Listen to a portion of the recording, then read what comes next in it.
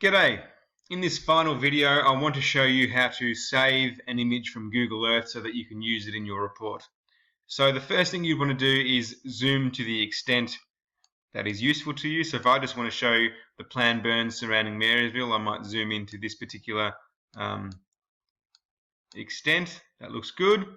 And I would go File, Save, and then Save Image, or just press Ctrl-Alt-S, and then you can save the image as a JPEG. So Marysville Town Burns, something like that, and then that just saves as a JPEG that you can then put into your report in Word or whatever software you're using.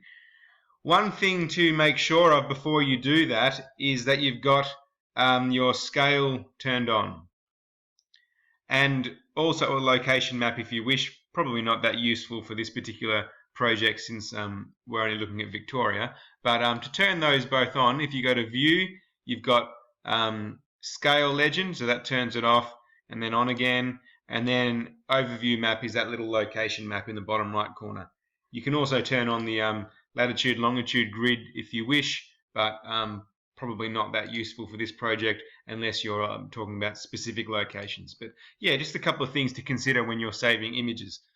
The last thing I want to show you, which you may have seen in one of the previous videos or you may not have, is a place to find some extra information.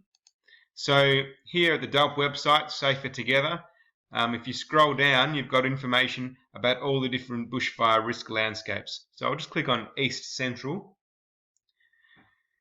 Some of the information that's there, first of all, the current residual risk, that's for the entire region, the entire bushfire risk landscape, not just your study zone, but it might be a good way to compare if you've got study areas in different zones and the numbers are very different. That might be a statistic you want to add in your report.